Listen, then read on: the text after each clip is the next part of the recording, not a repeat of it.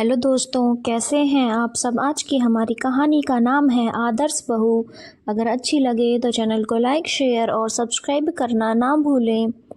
आज की सुबह कुछ अलग थी। आज कोई मुझे परेशान नहीं कर रहा था और ना ही किसी को मुझसे कोई काम था, क्योंकि अब मैंने आदर्श बहू का तमगा उतार कर फेंक दिया था। और सच कहूँ, ऐसा लग रहा था जैसे सिर पर से कोई बोझ हट गया हो। पर रह रहकर एक ही बात मेरे दिमाग में आ रही है कि क्या मेरे माता पिता की आर्थिक स्थिति तय करेगी कि ससुराल में मुझे कितना सम्मान मिलना चाहिए।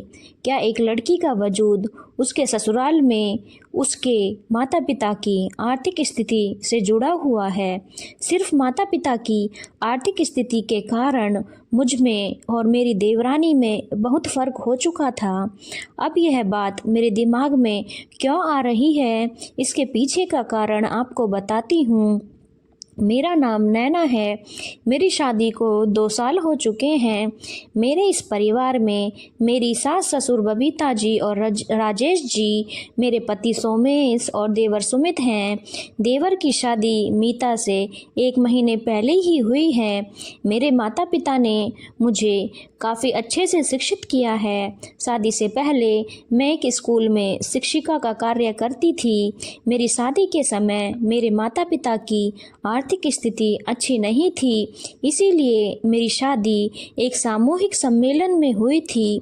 ऐसा नहीं है कि उन्होंने मेरे ससुराल वालों को पहले नहीं बताया था। जब ये लोग मुझे देखने आए थे तभी मेरे माता पिता ने साफ साफ कह दिया था कि उनकी इतनी स्थिति नहीं कि वह शादी धूमधाम से कर सकें। तब तो इनमें से किसी को ऐतराज़ नहीं था, पर शादी के बाद अक्सर ये लोग मुझे इस बात के लिए ताना ज़रूर देते। शादी के बाद मैंने दोबारा स्कूल में शिक्षिका की नौकरी ज्वाइन कर ली। महीने के 20,000 रुपये कमाती हूँ, पर उसमें से मैं कुछ खर्च नहीं कर पाती, क्योंकि इस घर के नियम के अनुसार वह सैलरी मुझे मेरी मम्मी जी के हाथों में रखनी पड़ती है और फिर ज़रूरत हो तो उन्हीं के सामने अपने पैसों के लिए हाथ फैलाओ। उसके बावजूद भी किसी भी त्योहार पर मुझे ताना मारा जाता है। इस बेचारी के माता पिता की कहाँ औकात है कि वो त्योहार करें। अब अपनी बहू के तो हम ही लाड़ चाव करेंगे और फिर मेरी सैलरी से ही मुझे सामान लाकर दे दिया जाता। मन ही मन घुटन तो बहुत होती, पर यह सोचकर चुप रह जाती कि अभी बेवजह ये लोग मेरे माता पिता को घसीटेंगे और घर की शांति के लिए एक कान से सुनकर दूसरे कान से निकाल देती। पर अब मुझे लगने लगा है कि यही मेरी सबसे बड़ी गलती थी। अगर मैंने जवाब दिया होता तो जो कल इस घर में हुआ वह कभी ना होता। दरअसल कल मेरी देवरानी के घर से त्योहार आया। मीता के माता पिता की आर्थिक स्थिति मेरे परिवार वालों से बेहतर है, इस कारण से त्योहार में काफ़ी कुछ सामान उन लोगों ने भेज दिया, जिसे देखकर मेरी सास फूली ना समाई और उन्होंने आस पड़ोस की सभी औरतों को यह त्यौहार दिखाने के लिए न्योता दे दिया। जब आस पड़ोस की औरतें आई तो मम्मी जी ने मीता को तो अपने पास बिठा लिया और मुझे लगा दिया काम पर, सबकी सेवा चाकरी करने के लिए। पर मुझे उससे कोई परेशानी नहीं थी, सो मैं सबको चाय नाश्ता सर्व करने लग गई, क्योंकि मुझे लगा कि मीता की तो अभी अभी नई नई शादी हुई है, इस कारण मम्मी जी उसका लाड़ चाव कर रही हैं। पर यह मेरी गलतफहमी उस समय दूर हो गई जब पड़ोस से आई हुई सुधा आंटी ने कहा, अरे बबीता, नैना अकेले काम कर रही है, मीता को बोल दो कि कम से कम वह अपनी जेठानी की मदद कर दे। यह क्यों काम करेगी, करने दो उस अकेले ही। उसने कौन सा अपने मायके में आराम देखा है जो यहाँ आराम करेगी। उसके माता पिता तो फ़कीर हैं, वहाँ पर भी काम करने की आदत थी उसकी। तो यह सुनकर तो एक पल के लिए मुझे भी यकीन नहीं हो रहा था कि उन्होंने मेरे लिए यह शब्द बोले हैं। उन्हें शायद यह ध्यान भी नहीं था कि मैं उस समय कमरे में आ चुकी थी। जैसे ही उनकी नज़र मेरी नज़र से टकराई तो उन्होंने सकपका कर अपनी नज़र दूसरी तरफ कर दी। पर बात तो मुंह से निकल चुकी थी और सीधे मेरे दिल को चीर चुकी थी। उन्होंने बात पलटने की कोशिश भी की। अरे नहीं नहीं, मेरा मतलब वो नहीं था। अभी तो मीता की नई नई शादी हुई है ना, इसलिए थोड़ा आराम करने दो।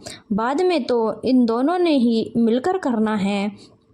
पर अब सब कुछ समझ चुकी थी।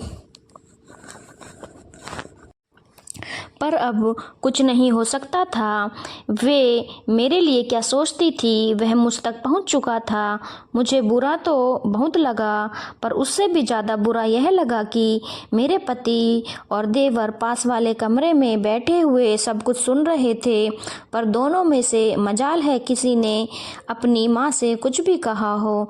आखिर मैंने ही हिम्मत करके कहा, माफ़ करना मम्मी जी, पर जब आप मुझे देखने आए थे तब आपको मेरे घर की स्थिति अच्छे से पता थी। हमने आपसे कोई बात नहीं छुपाई थी, या फिर भी आपने अपने बेटे की शादी के लिए हाँ कर दी। हमने कोई ज़बरदस्ती आपके हाथ पैर तो पड़े नहीं थे। अब यहाँ आप इन सब के बीच बैठकर मेरे पिता की औकात का बखान कर रही हैं। नैना, तुम बहुत ज़्यादा बोल रही हो। अब की बार मेरे पति देव ने कहा, अच्छा मैं कौन सा बदतमीजी से बात कर रही हूँ?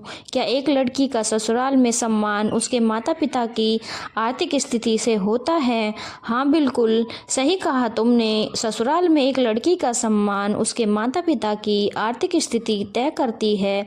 सारे त्योहार तो हमने किए हैं, तेरे बाप की तो औकात भी नहीं थी। सासू माँ ने तुनकते हुए कहा। आखिर हार तो वो मानने वाली थी नहीं।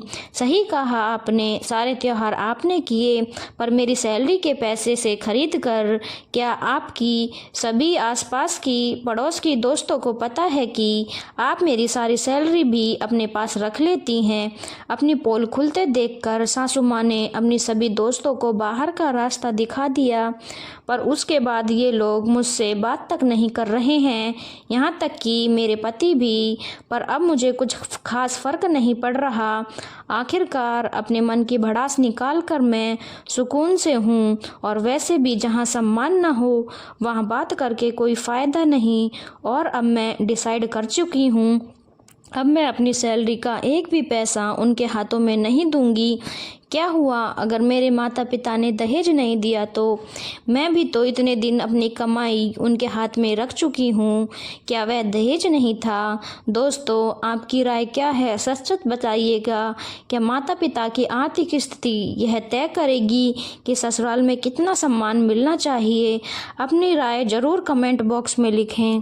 धन्यवाद दोस्तों।